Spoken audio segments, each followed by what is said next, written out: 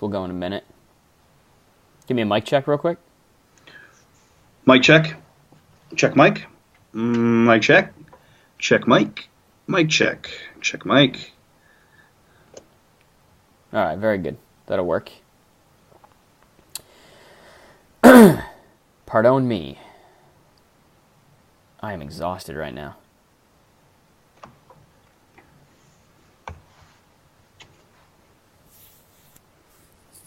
Got the car back today, finally. Oh my gosh. Yeah. About fucking time. Jesus I Christ. forgot what it looked like, I'll be honest with you. And Yeah. I was a little nervous that I wasn't going to remember how to drive stick because I've been driving an automatic around for a while. Oh, yeah. Absolutely. All right, 10 seconds.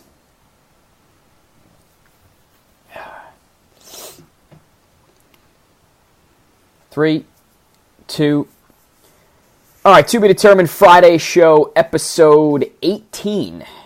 We can now buy lottery tickets with the Friday show, if I'm not mistaken. At Sports by Bond with that Trabs. Matt, a couple of quick topics for you. Well, I wouldn't say quick. Quick's not the right word. Now that's years, you do realize, going back to 18 for a second. Yeah. Not weeks. Did I say weeks?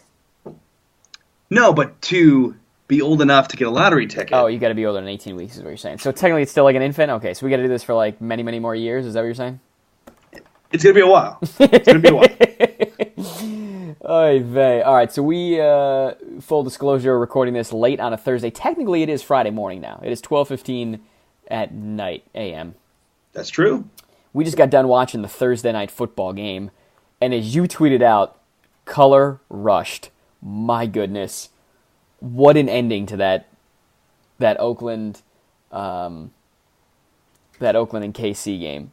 Just complete insanity. How Kansas City takes that many penalties at the end of the game and gives Derek Carr that many chances, and in turn, how Derek Carr, because there were penalties called on both sides there. Oh yeah, it wasn't one sided. It was definitely more, it wasn't just one sided. It was, and I feel like most of the calls were pretty accurate. How Derek Carr orchestrates that many comebacks when literally the game is on the line every single time. It's not like they had another chance. The game was on the line and he kept delivering. This dude is Aaron Rodgers-esque. Yeah, they won it 3 times. He's playing injured. Oh my gosh. When the flag is thrown to give the first untimed down at the end of the game, I yelled out, "Oh my balls." And it wasn't the yeast infection situation we were dealing with. And then when Crabtree gets the game-winning touchdowns, I had to do, because of people sleeping in my domicile, I had to throw out the whisper scream. So, oh my God, oh my God, oh my God, oh my God, oh my God. It was unbelievable. And with the little chance that, just in case there's going to be a video aspect, I have to throw up what Jack Del Rio did the second that Tracy Wolfson first asked him about this, about what was a crazy, crazy game, one of the top 5 finishes, top 5 games. It was great throughout that I've ever seen. Yeah. And he just threw up his hands, quivering like a little kid, and just said, "Oh my God." Something along those lines. Something just simple and just showed all the emotion of it, and he wasn't thinking about it. Just first thing that came to his mind. Unbelievable. You know, we talk about these Thursday night games, and I think when they first started, everyone was like, oh, the football's going to be awful. Players complained because it's a quick turnaround. We're not as healthy. The games aren't going to be as exciting. Not every Thursday has been great, but man, can you imagine if this was the Sunday night game? Yeah. Holy and this is the first smokes. This is the first good TNF game for a while now, since the surprise of Los Angeles, the Rams, not the Chargers, and the San Francisco 49ers. There's had a lot of duds in big matchups, too. There's been a lot of duds in games that they thought were going to be marquee matchups that were huge gets for the TNF crew, and they've been just flops. This was huge. I mean, this could change around a season here. Oh, yeah, absolutely. This type of win. Absolutely. 3 and 4, you're still in play. Now, that's a very tough division that the Raiders are in. I mean, listen, there's a lot of really good teams that are in that division. Obviously, Denver's, KC. It's, there's... Yeah. Are the Chargers in that division, too? I always forget. So, really, the Chargers aren't great, but heading into tonight, the Raiders... And Melvin Gordon. Yeah, well, all right. But heading into tonight, the Raiders were in dead last, and everyone picked the Raiders to be like an early Super Bowl contender. Yeah. It's just insane. Listen, the craziest part was obviously the end of the game. The second craziest part was your boy, who has Amari Cooper in fantasy, had him on the bench. Now, I have him in 3 leagues, starting him in 1, and of course, the 2 that I didn't start him in are the ones I'm projected to get my ass handed to me. And one of those I had him in this afternoon, switched it out early this night.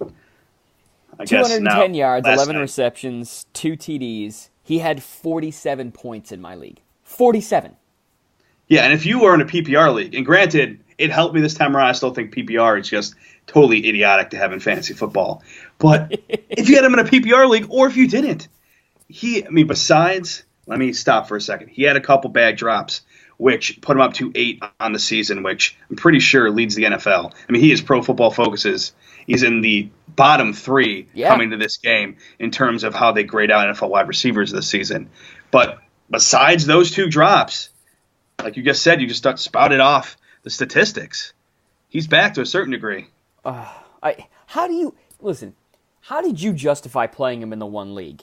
It had to have been other guys on buys. Listen, I have Michael Thomas and Jarvis Landry and Rashard Matthews in. I like all of those matchups as the Titans play the Browns. Miami plays the Jets, always a good tight game. And then New Orleans plays Green Bay, who doesn't have a good secondary. When I looked at the matchups, I thought, out of the 4 of those guys, Amari Cooper's going to have the worst night simply because of who they were playing and his history. How do you justify playing this guy? I just think of it, and it seems simple. It's Amari Cooper. There's a reason coming to this season, the fantasy rankings had him as a top 5 wideout. In his first 2 seasons in the league, he eclipsed 1,000 yards receiving.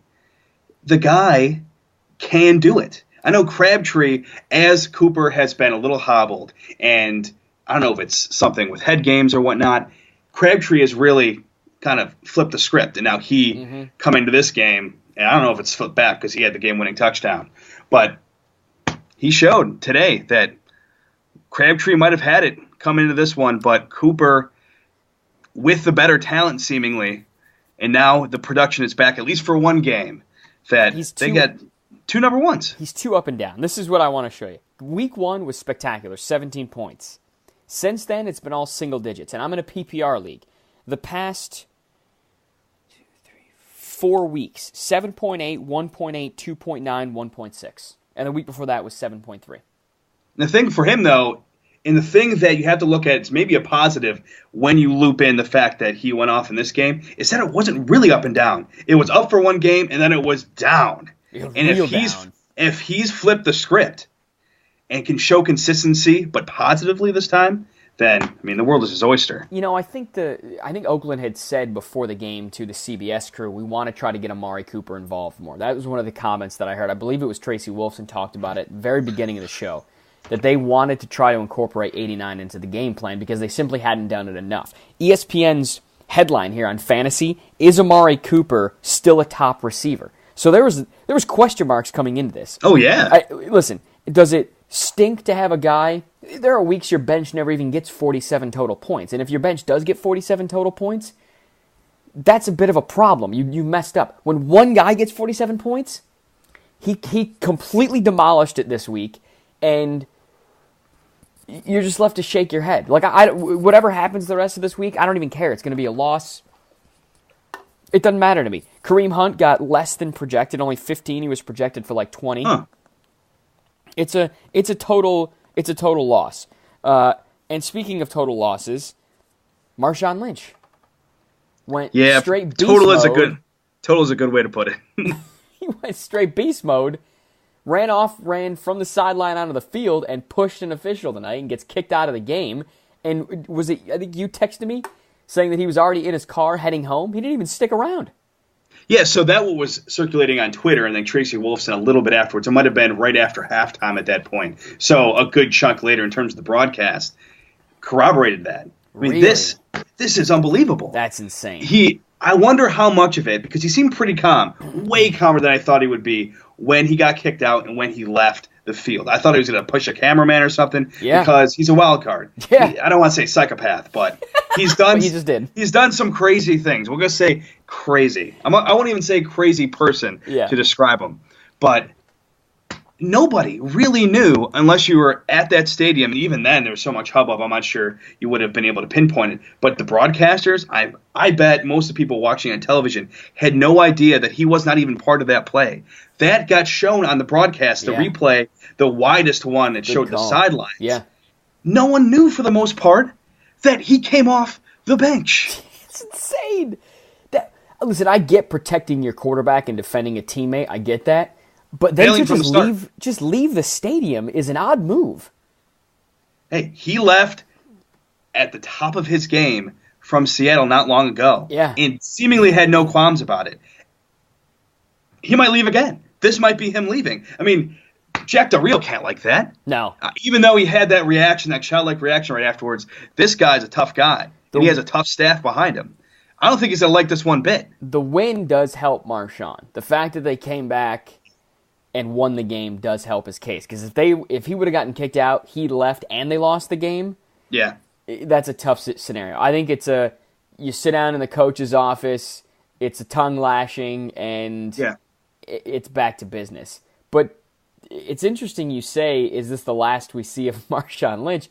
He's clearly frustrated in that Oakland team. He thought, and listen, that's a guy you lean on in Marshawn. He's your number one back. And he hasn't been getting number one back reps. Yeah, Jalen Richard, that might have been part of the reason why he left, on top of the fact they got kicked out of the game and the anger, especially right after the fact that comes along with that. But earlier in this game, before that happened, and then here and there in the few games before this, Jalen Richard was absolutely taking a lot of his time out there. Yeah, craziness, man. Craziness. Anything else on that game? Marshawn. All right, I can't believe he manhandled the ref like that. I can kind of believe it. Yeah. When he gets going, there's no stopping him, really. It's like a wrecking ball. Yeah. We'll stay with the NFL. Bills hosting the Bucs on Sunday.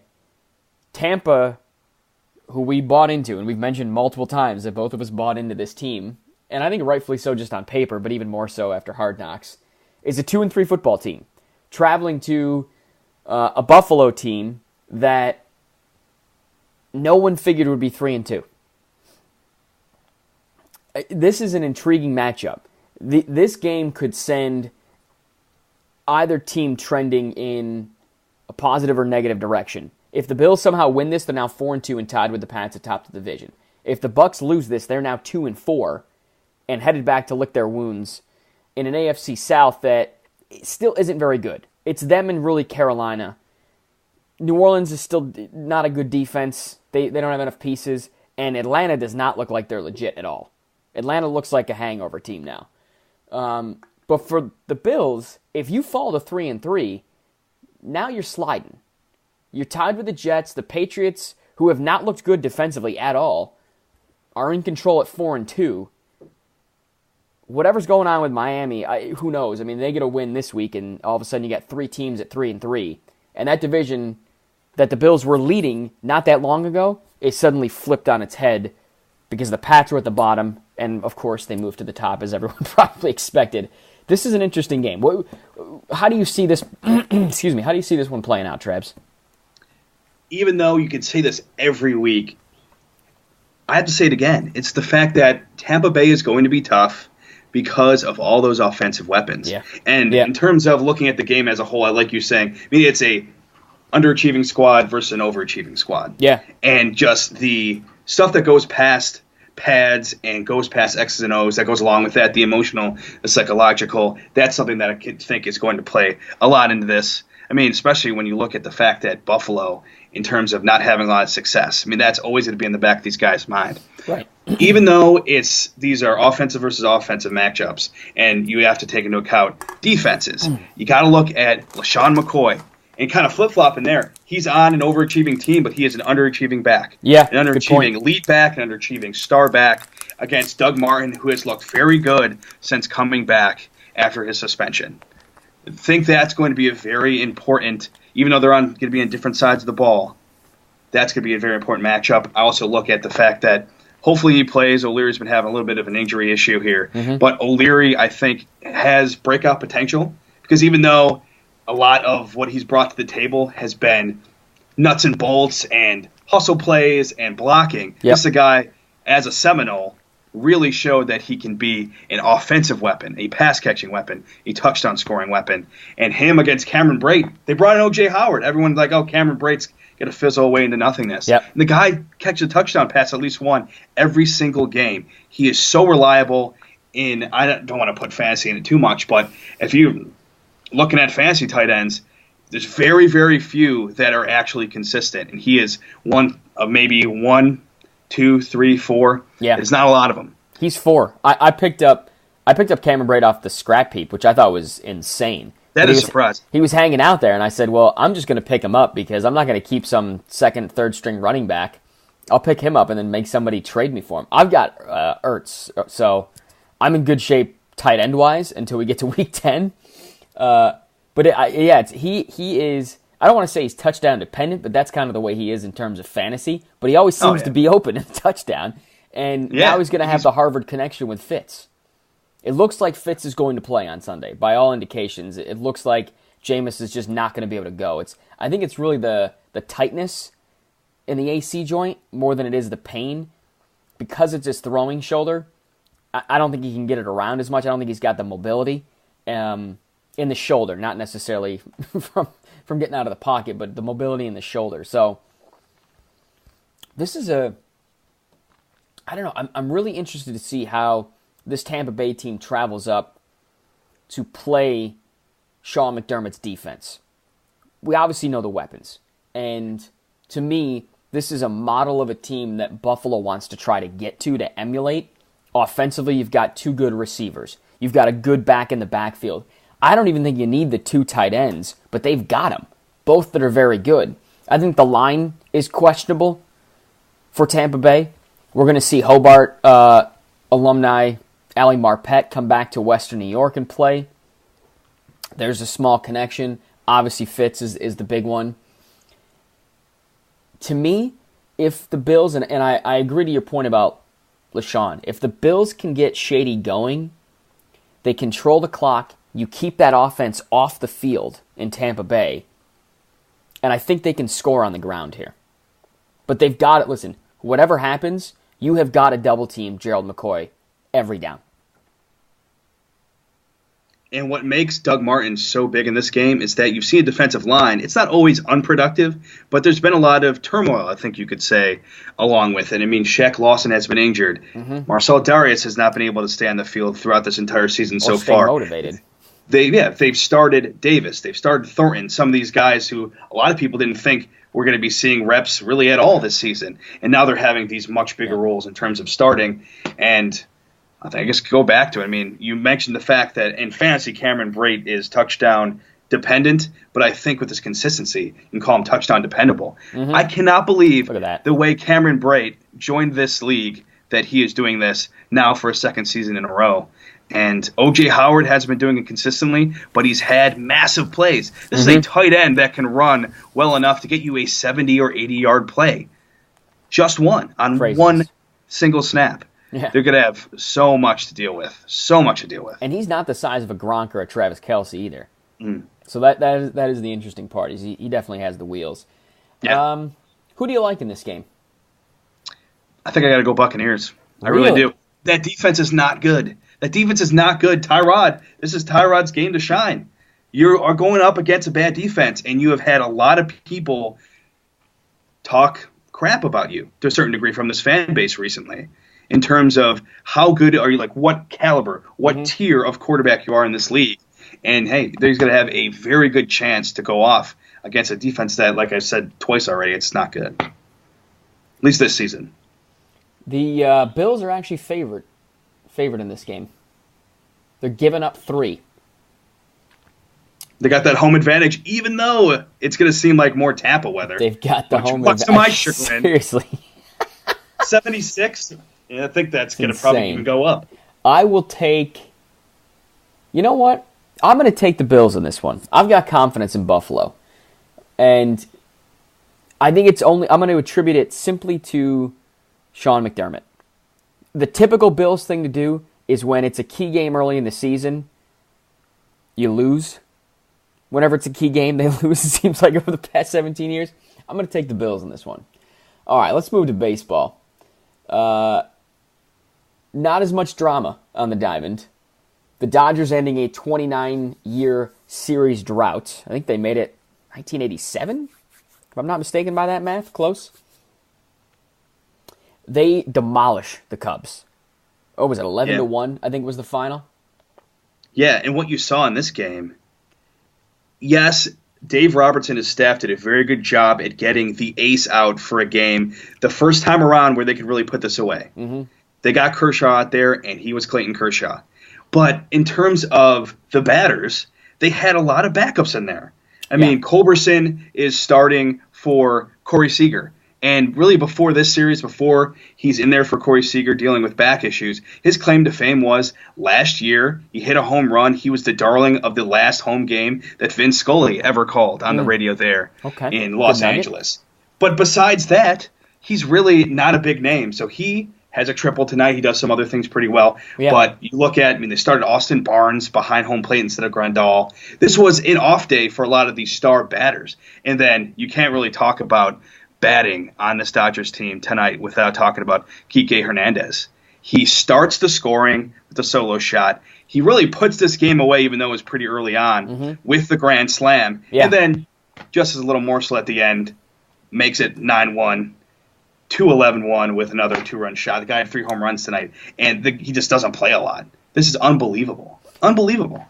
This was a Dodgers team, I think, what was at one point had lost like 10 or 11 in a row, something like that? Yeah, the same time the Indians were on their crazy win streak. It was the exact opposite if you looked Western. Yeah, and now the Indians are out golfing, and the Dodgers are on their way to the World Series. Tonight's team looked like the team that won 100 games this year. Yeah. They looked every bit just dominant. And again, this is the defending World Series champion in the Cubs. And I get that not every piece is there. Obviously, Chapman is gone. It's not the same Cubs team, but it's pretty close.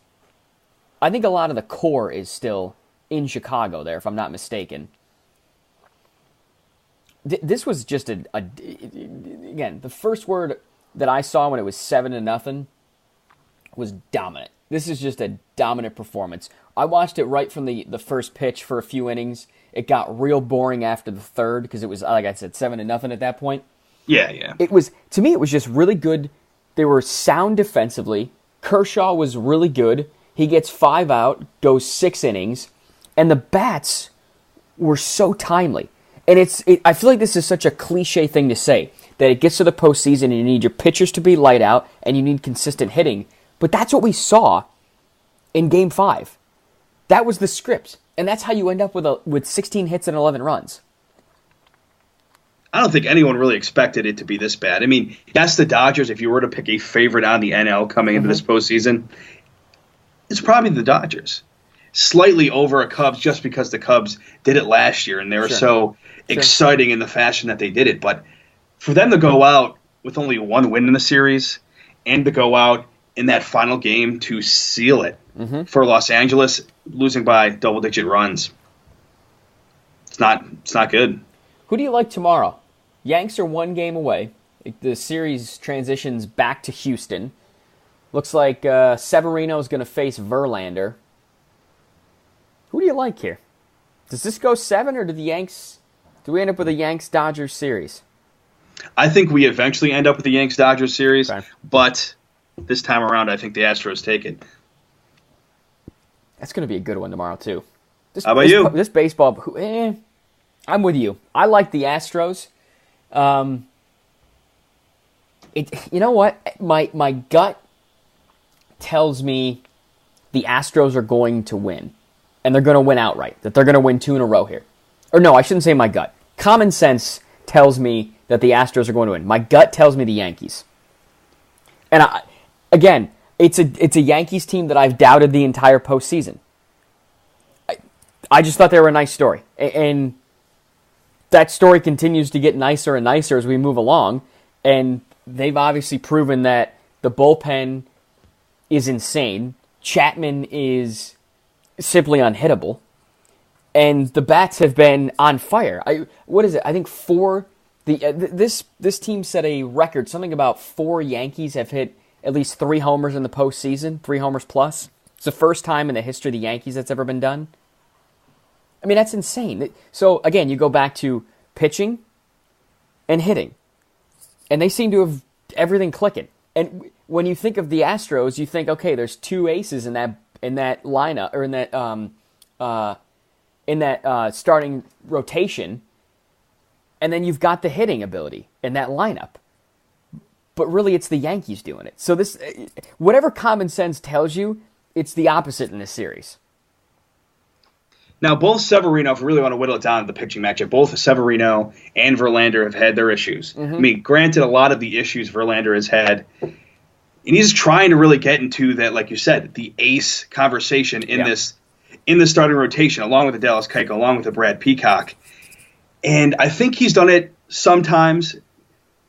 He's not going to be in rehab tomorrow. Right. And this is a guy that, not only in this postseason, obviously, with the Astros, but before with the Tigers, has had postseason experience. He has more reps in terms of that under his belt. Luis Severino not only was bad, he's been very bad for parts of this postseason. You look at the wild card game against Minnesota, but also he is so young still. He got yanked after a third of an inning. Yeah. I've never even heard of that. 0.1 IP. I've never heard of that before to start a game. I've seen a guy come in to get one out before, obviously, at the end of a game. You don't see that at the beginning of a game, though. Yeah, so he's shown to be shaky so far this postseason, and he just doesn't have the reps, doesn't have the age, is not a veteran whatsoever, is still very, very young. So if you just look at the pitching matchup, I mean, obviously it goes to Verlander, but hey, they do other things in a baseball game besides pitch. The Stros are plus 15 at home. 48 wins, 33 losses. The Yanks are -1, 40 and 41. So take that for what it is. All right, last one. Let's talk. We'll continue the preview trend here. We'll talk Cuse Canes football. Little old school Big East rivalry here for you, sir. I know it more as the basketball side of things, but yes, I agree. Cuse, the line has moved. I forgot what it was when we talked about it on Wednesday, but the line now stands at a 17-point difference. The wise guys clearly don't like Dino's team, as they are projected to lose by 17. And I think this is a loss for Dino's squad. I just don't see how they do it twice to 2 top 10 opponents. I just don't see it. They don't have the run game. They don't have the defense to do it. You can't ask Eric Dungy, Steve Ishmael, and Irv Phillips to win you a game again. And, oh, by the way, you got to do it on the road. Yeah, I mean, the rushing attack and the defense has to get up to those guys you just mentioned, to the passing attack here at some point. And Miami, yes, they're a top 10 team in terms of the rankings, but they don't blow you away on offense. Yeah. I mean, they don't have a very good passing attack. I mean, yes, they have a couple rushers that it's not just a one-headed monster in the back. So they have a couple ways to really hurt you, which Syracuse doesn't have any. There's no heads on that monster. And it's not really a monster at all on top of that. So they don't have that going for them. So it's a couple teams that aren't crazy offensively across the board because you don't have the rushing attack there in Syracuse. So it's going to be defensively. And again, this Hurricanes team has a lot of guys that are going to go pretty high in terms of this upcoming NFL draft in April. So that really might be the difference in this. So we'll see. I would be very surprised if, like you said, it's another massive upset. That just doesn't happen in terms of teams, in terms of not crazy big underdogs because they're still in a quote-unquote BCS conference. But this, I mean, that would be massive. You don't see that happening twice in one season for a team like Syracuse at their caliber, and you certainly don't see it twice in 2 weeks. So we'll see. I'd be very, very surprised. I keep saying it, but hey, I'd be very, very surprised. Syracuse. Hey, Mr. Was it? What did I say before? Mr. Good Loss might be coming back this week. Mr. Good Loss. In terms of they'll keep it competitive against a top 10 team, but I don't think they're going to win. Cuse has played 7 games. Miami's played 5. Yeah, hurricane stuff, man. Literally. Yeah. Oh gosh. If you're Trav's going back. I think he's dead for the rest of this podcast. That's on you. Listen, it's a cheesy pun, but I'm going to take it. I'm going to take it from you, sir. Any stock in the fact that Miami might just be the fresher team because they played fewer games? Oh, absolutely. The healthier body. And listen, absolutely. I get that they're 8th in the country. I get that they're, again, on paper, the better team. But do you take anything into the fact that they could just be hitting their midseason form because they're only 5 games? This is only their 6th game of the year. Certainly, especially if there's a lot of younger guys on this team. You only really play. I know up here you only play 7 high school games, and then you're playing more. You're getting used to that, and the young guys on this team, even if they're redshirt freshmen, I don't know how many play in terms of actual number for each of these teams, but it definitely hurts if you're playing more games in terms of comparison with another team, because college football might not be as hard-hitting as NFL football just because of, obviously, bigger, faster, stronger you're going to get in the professional ranks. But you're still getting hit good. Anything matters, if you ask me. I agree. I just don't think Syracuse has it in. Now, listen, we may be sitting here at this time on Sunday night taping episode 34 going... Getting Haas on again. Exactly. Just emerge. This kid's going to get so sick of me calling him. All right, listen, Bondo, I get it. This team is much better than you thought they were going to be. Blame Dino, man. Stop calling me every time they have a win. But really, listen, let's play devil's advocate here, because we both think they're going to lose. What if they win? Well, they just get 1 win closer to being bowl eligible. I don't think it's going to be anything where they're getting ranked. Well, they get votes. They would get votes. Yeah, how do you not vote for this team then? They beat the number 2 and number 8 team. How do you not put them in at 25? They love, because it's college football and because one loss takes you out of so many things in terms of postseason play.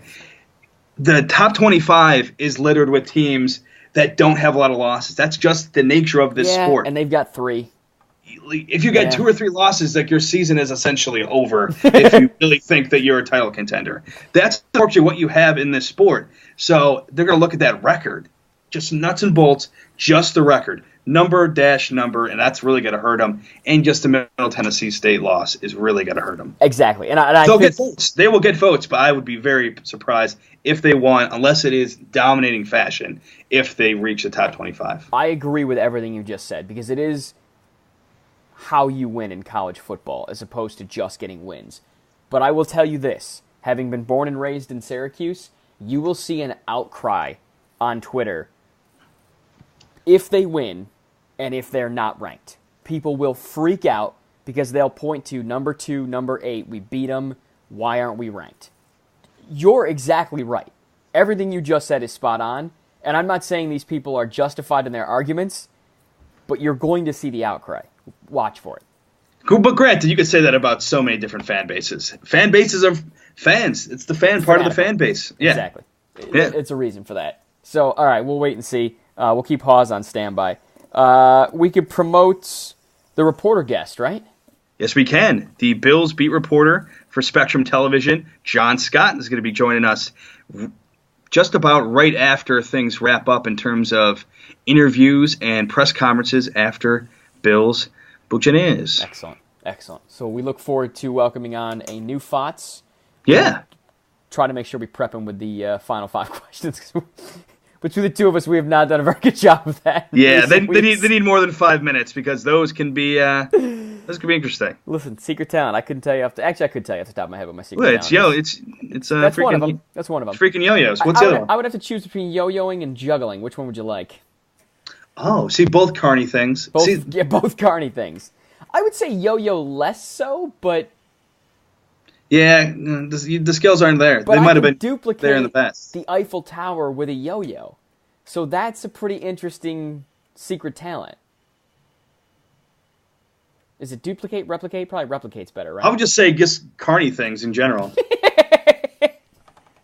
just loop them together. That gives you a better, a fuller, a stouter secret talent. Just put them all together. Oh, goodness. All right, well, I hope everyone has a good weekend. On Lion taming. I can't do that. I can't do that. That's the kind of thing. If you try it once, you can't be like, oh, I'll just try it, because then you're dead. Well, I think if you try it and succeed, you can claim that you are a lion tamer. I think that's absolutely really a thing you can do. It's if you do it once, it counts for me. All right. With that, later, boys.